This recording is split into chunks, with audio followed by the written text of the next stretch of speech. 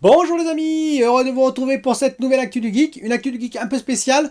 Elle sortira quand je serai à Colmar, c'est-à-dire samedi, et je vais revenir sur quoi? Je vais revenir sur mon bilan à moi, puisque je vois qu'il y a beaucoup de bilans sur la PS5, et oui, une année avec la PS5.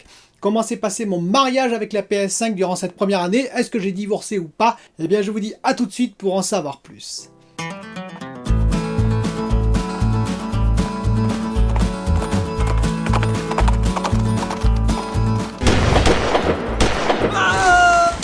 Alors, est-ce qu'il y a divorce entre moi et ma PS5 durant cette première année? Eh non, je vous rassure tout de suite, je suis très content de ma PS5, ceci dit, je vais revenir dessus, sur les qualités et sur les défauts que j'ai trouvés sur ma PS5. Alors, déjà, il faut faire un peu le bilan de la PS5. Est-ce qu'elle marche bien? Oui, elle marche très fort, elle se vend mieux que la PS4 à ses débuts, donc malgré la pénurie, elle part à pleine vitesse et ça risque de continuer assez fort. Qu'est-ce que j'ai trouvé moi personnellement comme défaut sur cette PS5 et ensuite comme qualité bien entendu, rassurez-vous.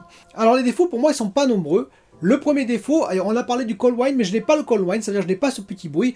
La qualité de la PS5, je vais le dire tout de suite, c'est le silence, sauf sur un point par contre, c'est le Blu-ray. Et oui le Blu-ray, on nous a vendu un Blu-ray assez silencieux, vous savez, avec des silent blocks qui permettraient, les systèmes anti-vibration, qui permettraient d'avoir moins de bruit. Eh bien écoutez, pour moi c'est raté, le Blu-ray fait beaucoup de bruit et je trouve ça dommageable et dommage de la part de Sony qui sont des spécialistes, je vous rappelle, en Blu-ray. Et oui, c'est eux qui ont commercialisé les premiers des lecteurs Blu-ray, ce sont des spécialistes, ils auraient pu faire un petit peu mieux quand même.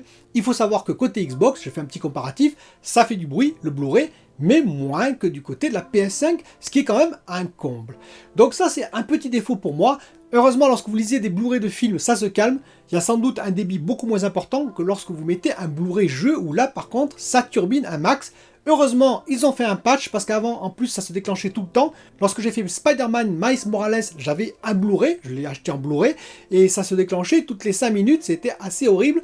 Là, heureusement, ils ont fait un patch qui calme le jeu, c'est-à-dire que grosso modo, il ne se déclenche quasiment plus une fois que vous avez installé le jeu, et c'est tant mieux.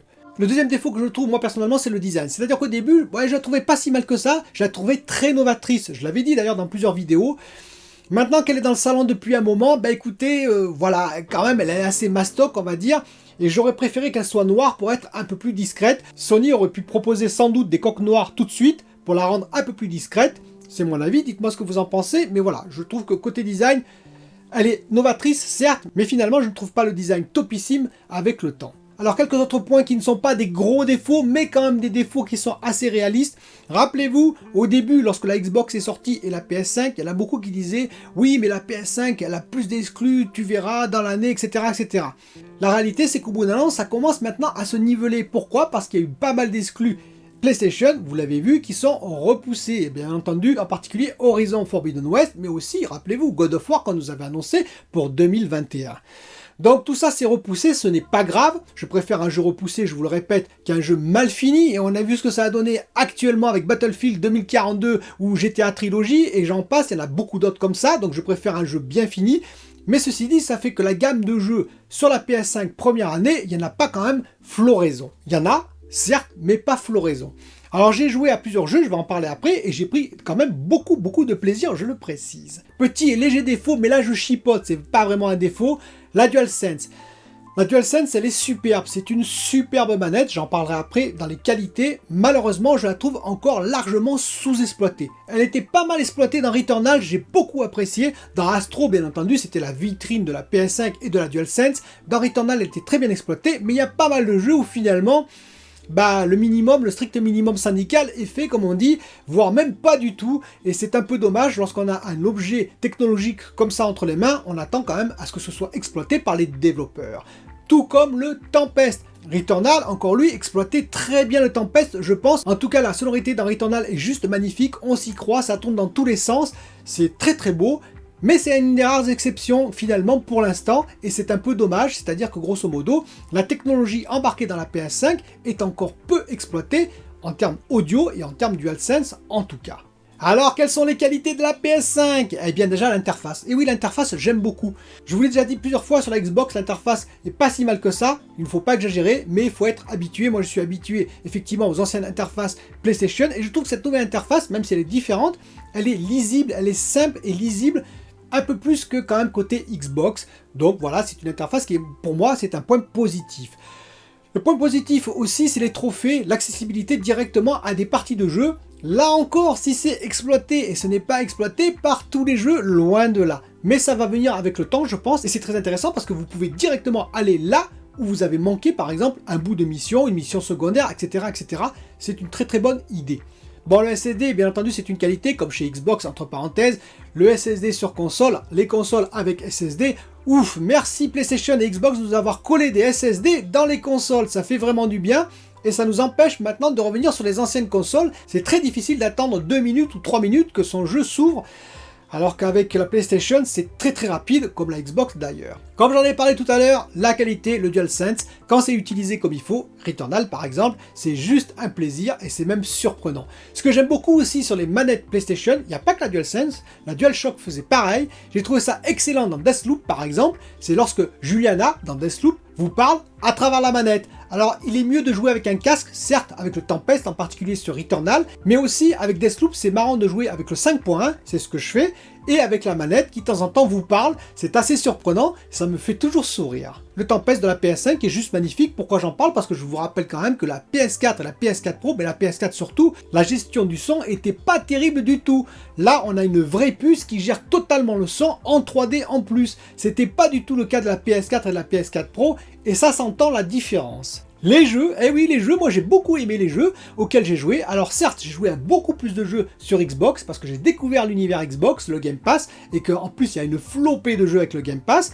Et comme je vous ai dit, côté PS5, il y en a quand même moins en termes de nouveautés, je parle bien entendu, il y en a quand même moins. En grosse nouveauté, bien entendu, je parle, parce que vous trouverez toujours des nouveautés, bien entendu, à jouer sur PS5, mais je parle vraiment plutôt des exclus. Alors vous allez me dire, côté Xbox, il n'y a pas d'exclus. Ben oui, mais ça commence à arriver, vous avez remarqué, d'ailleurs ces dernières semaines, et surtout, il y avait plein d'anciens exclus que je ne connaissais pas.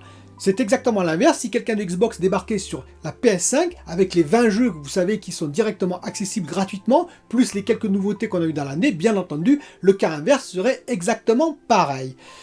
Et donc, qu'est-ce que j'ai découvert? Demon's Souls. Demon's Souls, c'est sans doute mon jeu préféré sur PlayStation. Le remake est juste magnifique, l'ambiance est juste terrible.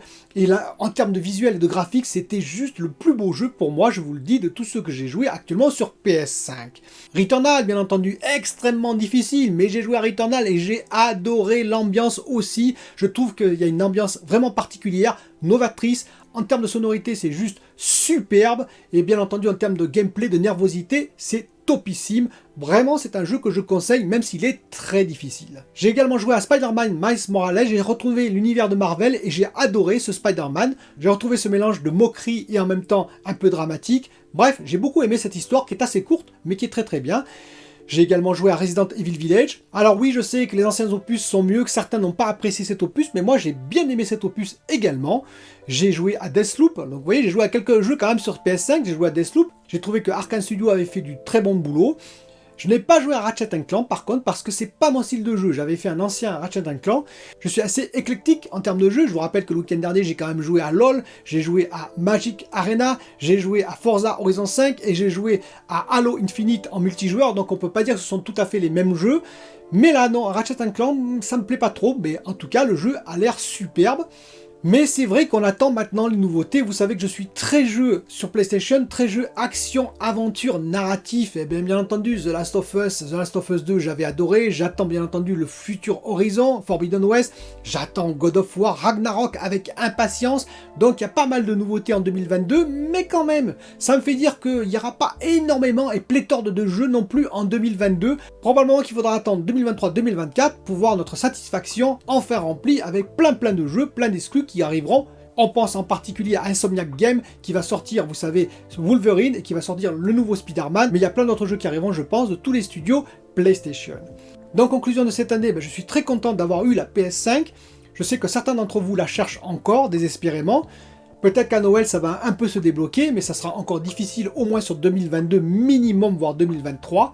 Est-ce qu'elle est indispensable par rapport à la PS4, PS4 Pro? Écoutez, Jim Ryan avait laissé sous-entendre, il ne l'avait pas dit, mais il avait laissé sous-entendre qu'il y aurait des exclus PS5, finalement que la PS4 et PS4 Pro seraient délaissées. Eh bien écoutez, jusqu'en 2022, elles vont continuer à être alimentées par les principales exclus de PlayStation. C'est juste fou quand même. presque 10 ans d'existence pour la PS4 qui continuera à avoir quasiment tous les nouveaux jeux sur la PS4, sur la PS4 Pro. Donc ça me fait dire que non, ce n'est pas absolument indispensable d'avoir la PS5, même si c'est une vraie évolution, je vous le précise. Quand vous jouez sur PS5, vous ne reviendrez pas sur PS4, PS4 Pro, ce n'est pas possible. Ce n'est pas la même expérience de jeu. C'est un peu comme si vous essayez une nouvelle voiture topissime par rapport à une ancienne. Impossible de revenir dans l'ancienne, vous aurez mal au dos et vous aurez l'impression de conduire un char d'assaut. Là, c'est exactement pareil. Tant que vous êtes dans votre ancienne voiture, tout va bien. Le jour où vous en changez, impossible de revenir en arrière. Et donc, pour conclure, je suis très content de la PS5. J'en suis pleinement satisfait. Je vous ai dit, j'ai peut-être parfois des problèmes avec la communication de Sony, mais je n'ai pas des problèmes avec leur machine, en tout cas pour l'instant. J'espère que de nombreux jeux arriveront d'ailleurs sur la PS5, et j'espère continuer l'aventure avec elle très longtemps. Je vous dis à très bientôt pour une nouvelle vidéo.